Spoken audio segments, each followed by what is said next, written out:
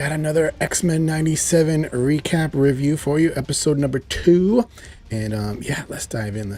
So you gotta pay attention to the title intros. Like, this is what the title intro looks like. You know, everybody knows that song. And so here's part of the intro there. And then, all right, now every little one of these in the beginning of the episode, there's little clues, there's different things, little differences you got to pay attention to. So here's one with Storm, and when she takes over as leader of the Morlocks. Morlocks were these mutants that lived basically in the sewers because they just looked too different to pass as normal humans, so they kind of lived there together. But yeah, that's a whole other story. Then we got Gina's Dark Phoenix. Are we gonna get Phoenix? Who knows? Bishop getting lost in the time stream.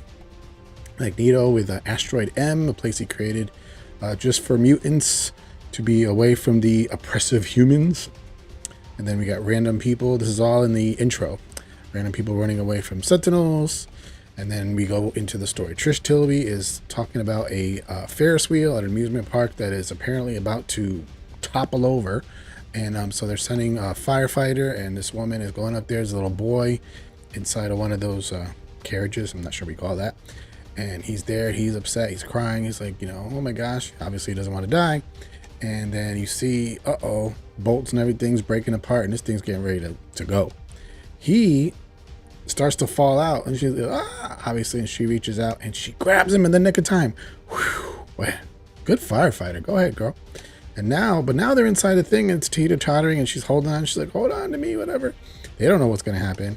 And then Trish is like, she's right under the flipping Ferris wheel, and it's starting to come right towards her. And she's like, oh no, I'm bracing myself. And then all of a sudden you hear, wah, wah, wah, wah, wah, wah. And like, wait, what is that? What is that? See all this yellow energy around the Ferris wheel there? Yeah, somebody's doing that, stabilizing it, putting it back in place, and lowering the one carriage, again, what you call that, with the kid and the firefighter in it. And they're like, well, we don't know what's going on. But hey, somebody saved the day. And then she's like, wait a minute, who's that? Is that who I think it is? Is that Magneto?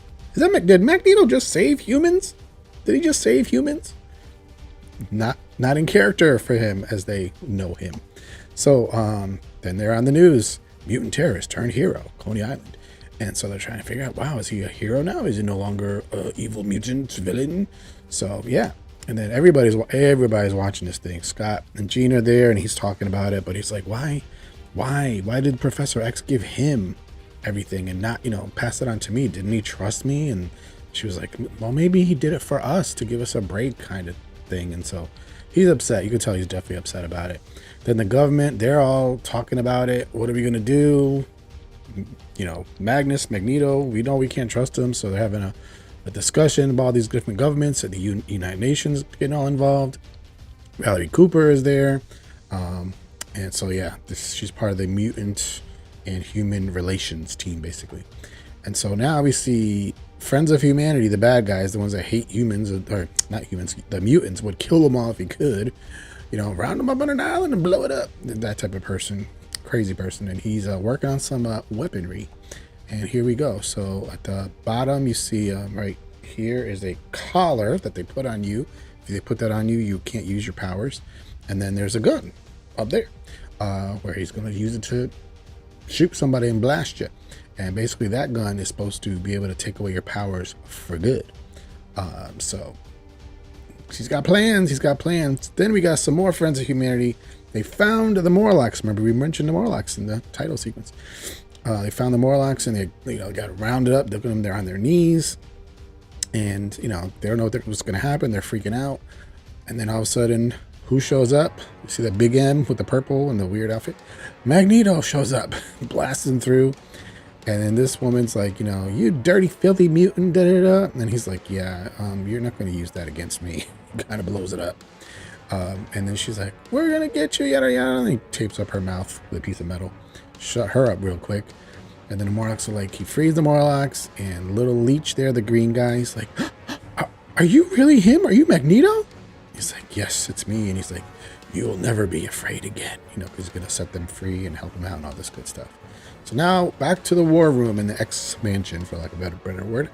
The team is there, and Bishop's like, You know, I've seen a lot of alternate futures. I ain't never seen one where Magneto's the leader.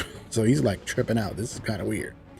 And then Magneto's like, I can't believe with Professor X's Xavier's money and everything, you guys, what are you doing? Like, he goes, we're gonna make this Genosha, this island, we're gonna make this a whole place of mutants, a haven for mutants. So we're gonna use all the resources we can and help mutants. We're gonna make our own place, yada yada. And so they're all listening, and they're like, okay, I don't know, okay, whatever. Again, the whole Target thing. But yeah, so he's just like, I can't believe you guys haven't done anything.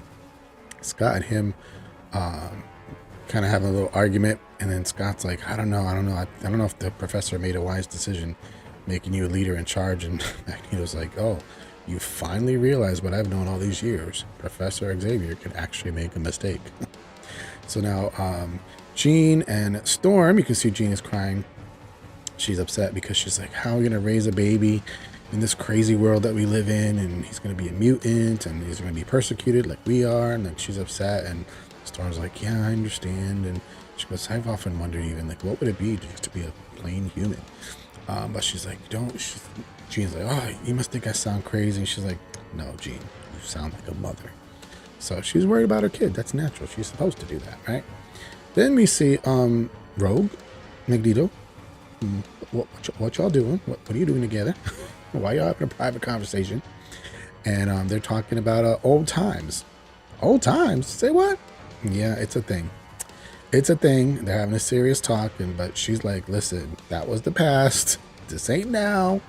Because he was like kind of open to it again, and she was like, no, because she got Gambit now, right? Then all of a sudden, helicopters approach the mansion. Like, what's going on? What's going on? They freak out. The X-Men all run outside. What's happening? And Magneto, he's like, prepare yourselves, my X-Men. When he says my X-Men, it's weird to me. But anyway, Scott's like, we don't, freak out when the good guys show up. And then they all come out with guns pointed at him. They definitely specifically pointed at Magneto. And then Valerie Cooper's like, and then he's like, get ready, get ready. Valerie Cooper's like, yeah, don't try to use your magnetic powers on our guns. These guns are specifically made, against your powers. So think twice. And then all of a sudden he's like, oh, okay. And he takes over the helicopters. He's like, you want me to think twice? No, I think maybe you need to think twice. So, but she's like, we came to arrest you on behalf of the United Nations for crimes against humanity, yada, yada. And he's like, they're going back and forth. And he's like, is this going to be a fair trial? And she's like, well, of course it's going to be a fair trial. Yeah, we'll see about that. And then he's like, all right, fine. I'll go with you. I yield. And then they put the cuffs on him. They put the mutant inhibitor collar on him so he can't use his powers, and they take him away. Now we enter the trial of Magneto. They're literally in a trial at the United Nations building. Now, again, everybody's watching this on TV. Jean is there. Wolverine is there. And Jean's like, oh, where have you seen Scott? And he's like, no, he's at the UN. You didn't know? She goes, oh, no, I didn't know. And he's like, yeah, there's a lot of that going around here. Kind of weird. Anyway, so then we see a whole bunch of people outside of a government building protesting. I see what you did there, bro. I see what you did there. Yeah, and they're not happy. They're not happy. They want to storm the place. I see what you did there. But anyway, yeah, stop the mutants. Go back to where you came from. Down with mutants. Evolution is a lie. And they're just like, oh, rah. And in a van is the Executioner, this guy calls himself. He's the guy that had the scars in his face from the first episode, if you remember. And he's the one that was working on the weapons. He has that gun, the collar. And he wants to go in there and he wants to take care of Magneto, take care of business. And so he's got his gun. He's getting it ready, charging up. I think he said it's only got like one charge. Like once he uses it, that's it. So Magneto here, he's on the trial. In the trial, and he's trying to defend himself and talking about, hey, you guys are always coming against mutants. And he's like, you got to understand, I came from the whole concentration camp. He doesn't specifically say this, but it's very heavily implied. The whole Nazi thing, concentration camps, they tried to destroy Jews like they were lesser than or different than us. And he's like, this is like it's like the same thing. You're doing it to us now. And they're like, he's pleading his case. saying you guys just don't treat us right, and you're trying to destroy us. And they're like, no, we're not trying to destroy you, but you do have to face your crimes, yada yada yada. Anyway, it's a big dramatic trial thing. Again, everybody's watching it. Morlocks are watching it. Check out that little tiny handheld TV. I remember those. Remember, this is 1997. Little handheld TV. So again, they're still in the trial. They're going back and forth. And then all of a sudden, there's a ruckus. And they're like, hey, what's going on? And they're like, there's protesters out there, and they're threatening to storm the building. I see what you did there, Bo. And so Scott's like, all right, X-Men, we got to defend these people. Let's get in position. Yada yada. Then we go to Jean. Jean's like, oh, the pain. Oh. Why? Because she's going into labor. She's like, Wolverine, he's here. He's here. He's like, who? Apocalypse? No, the baby. So she telekinetically throws in his jacket and his keys. So they can go rush off to the hospital. He's driving like a maniac. So crazy. Sidewalks and everything. She's having to telekinetically, move people out of the way because he's driving like a maniac. And she's like, and he's like, we're almost there. We're almost there. We're almost there. Meanwhile, back at the UN, here we go. The protesters are fighting. They're trying to stop it.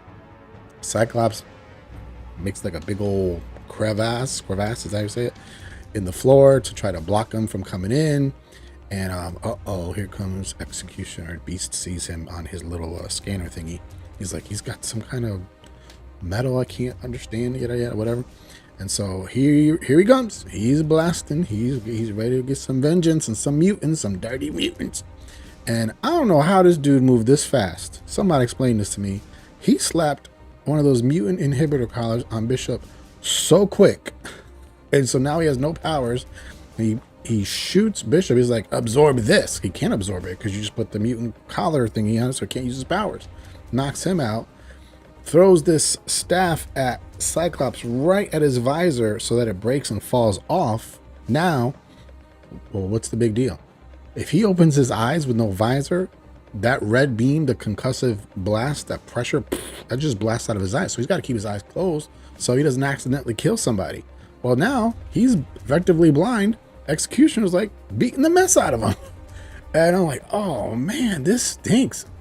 Oh, mutant is sin. I just saw that sign. I didn't even pay attention to that the first time. Wow, that's crazy.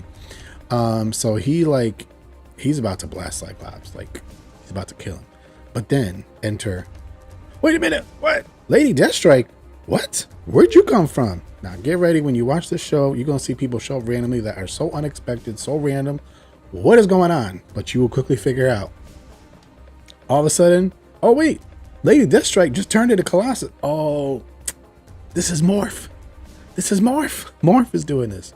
So, and then he turns into Psylocke, who's a ninja, and she's fighting. No, she fighting him. It's Morph though. So it's crazy. And then all of a sudden, Jean's like, Scott, you gotta get here. The baby's coming. And he's like, oh no, what? So he's like, Storm, Jean's having the baby. He, uses the communicator thing, just like Star Trek, the thing that they have here. Storm's having the baby. See if Rogue can come get me and fly me quick to the hospital, and you guys try to see if you can, what you guys can do here. Storm's like, yeah, me and Magneto will protect the judges, because the protesters, not only were they against and trying to go after Magneto, but they were like, even the judges, and the judges are like, what'd we do? And Magneto's like, you're a traitor to your kind because you're having a trial for me. So yeah, it was crazy. And Storm's like giving orders. And they are not liking it. They're like, who do you think you are? She's like, no, don't think. Do what I say if you want to survive. Just do what I say. If you want to survive, don't think. Just do what I say. Listen to me. And so now we're back to the hospital, and this doctor, Wolverine just got him by the scruff there. He's like, no, I'm not delivering your mutant baby.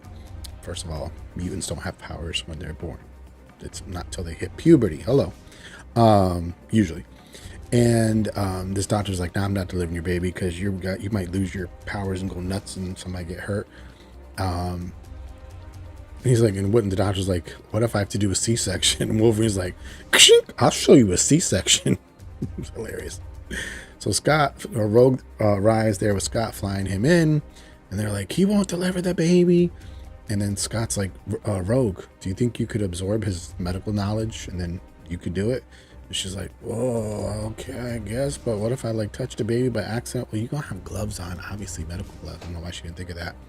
So she's like, all right. So she's like, sorry, sugar. And touches, because all it takes is skin to skin touch. She touches the doctor, and you can see it is not a pleasant experience. He's like, oh. And she absorbs his knowledge of, medicine, so she can deliver Jean's baby. And then she looks at the nurses, prep an IV stat. So she's like, getting ready to deliver the baby. Back to the UN, protesters are busting in, screaming, yada, yada, yada. And they're blasting. Look, they're not trying to just get Magneto. They're blasting anywhere and everywhere. They're judges. They're all up there. And Magneto puts this force bubble around them, as he tends to do, to protect them. And then he takes everything metal in the room, and you can see it all go flying, and he forms it into these sword-looking things, and puts them kind of all around the room. And then Storm pretty much electrifies them to make like a fence, so that they can't really get through. Yeah, it was pretty wild scene. And here's Executioner. He's there. He's there for one purpose. He's going to shoot Magneto and take away his powers for good. So he's aiming. And there you see, he's trying to aim. He's not going to hit that woman, hopefully. No, he's not going to hit that woman. And he's aiming for Magneto. And then Storm's in the sky, and she's like, "Oh, hold up!" She sees him. She's like, "Oh no, I gotta warn Magneto."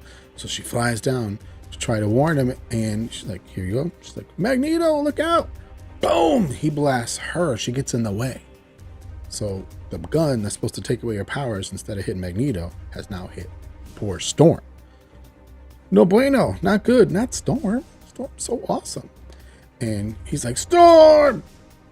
And then she's on the ground, and it's horrible. And he sees the guy, Executioner, starting to run away. And Magneto's like, no, you ain't going nowhere. And you can see, got him up in the air, and he's like, nope. He takes the UN big emblem on the wall, throws him on it, brings him to him. He looks at the gun, and then Storm's like, this is so sad. Storm's like, I can't feel the wind. I can't feel the moisture anymore. I can't feel anything. Like, because she's used to feeling anything to do with the weather. She's used to feeling it. It's so sad. It's like, the fish out of water saying, I can't feel the water. Like, that's part of her thing. And now she can't feel any of it. And it's sad. And Magneto is pissed. He is super angry. He's like, that's it. You did this to Storm. I've had enough. And Val's like, this is not what we wanted. No, this is not what we wanted. He's like, oh yeah, this is exactly what you wanted. And he's like, see what you did. You got what you wanted now. You satisfied? See what you did to Storm? And he literally takes a chunk of the building where they all are in, the judges, and puts it in a bubble, magnetic bubble, and lifts it out of the flipping building. And there's Bishop and Beast, and of course Beast's famous, "Oh dear." Watches, he can't do nothing. He's watching them float away. He's literally taking them into the sky. Crazy scene. And not just a little bit. He takes them way up into the upper atmosphere. Now look at Magneto. He's crying. He's legit crying. He's so emotional because he's trying to be good. He's always known, he's been known as a villain. And for the sake of his friend, his bestie, who sort of is and isn't, he's crying. He's trying so hard to be good. And he's like, these people won't leave us alone. And he wants to be good, you could tell. And he's like, I could just squash you like a bug right now. And this guy's like, oh crap, but what am I going to do? I'm freaking out. And so, look, he's got them so high, they can see the earth. They can see the whole earth. They got to be freaking out. Then they skip for a second. See, Jean is in labor. She's having the baby. And Magneto is giving this big speech. Here we go. You guys always do this. You oppress us because we're different than you. Anybody that's different than you get oppressed. And it's just, he gives this really long speech. And this guy, the Executioner, and you can see the cold air. See, like it's cold up there where he is. He took him way up high. He's just freaking out. He's like, oh my gosh, am I going to die up here? And then, mind you, this is one of the best lines, as the kids like to say, bars. Best line ever. Do not make me let you down.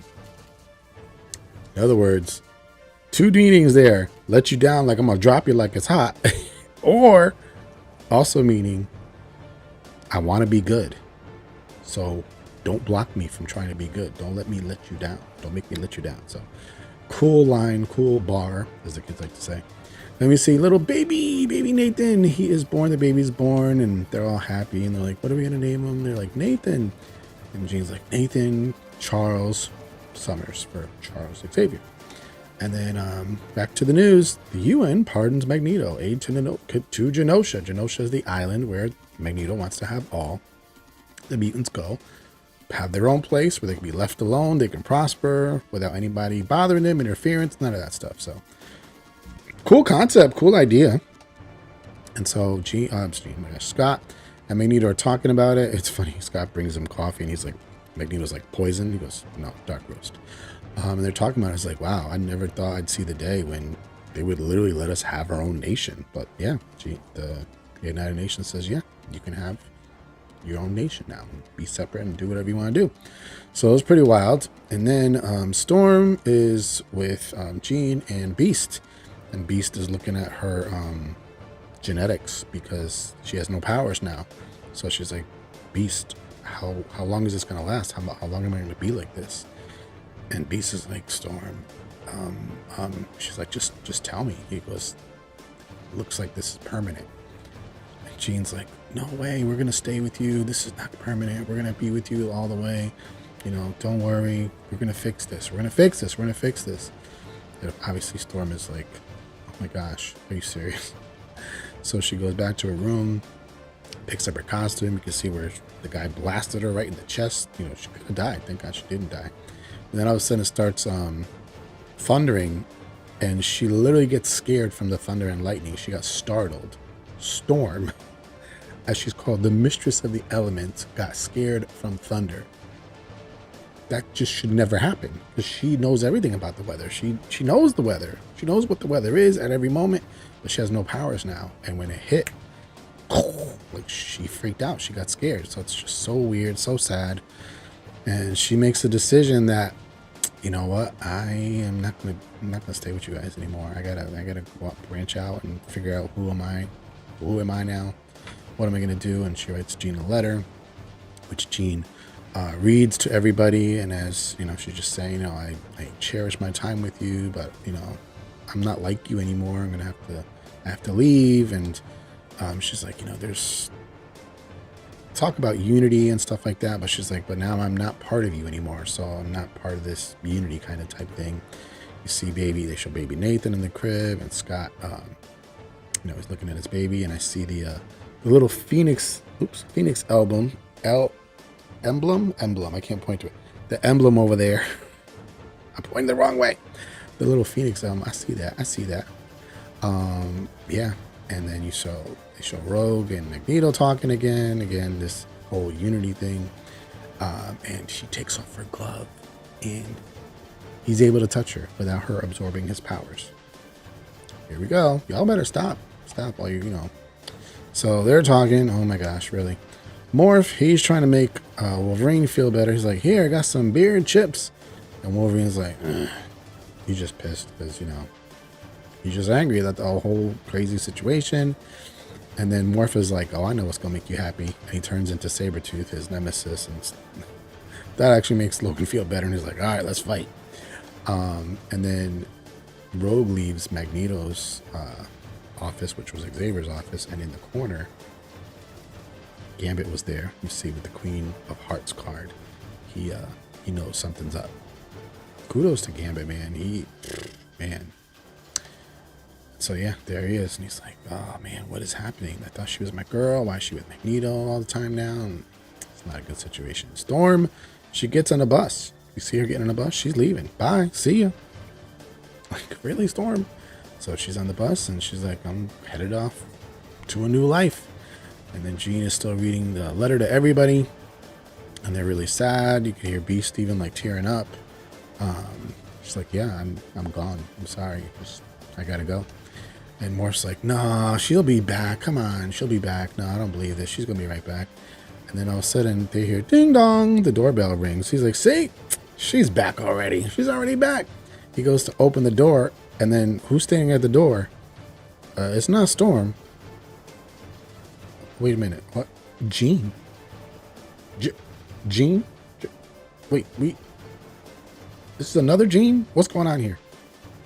She falls into his arms. She's like, I need the X-Men. And as you can see, Jean is in his arms, but Jean is back there too with Scott. What? There's two Jeans? Holy duplicate Batman. What's going on? And then they're all shocked. They're like, wait a minute. Why is there another Jean? And that's the end of the episode. Cliffhanger. There's two Jeans. How is there two Jeans? What's going on? So yeah, that was episode 2. And yeah, sorry it took me a while to get to this. But yeah, it's a lot of work. It's time consuming. But I had fun reviewing these. Hopefully you enjoy it. And yeah, so I'll do episode 3 if we get a decent number again watching this one. And the next one's actually like a kind of like a horror one, honestly. Feels like a horror movie. So that's all I'm gonna say. No spoilers other than that. So if you don't like horror, you might be scared a little bit. But it was a good episode. It was good. It was very this whole cartoon is very, very fast paced.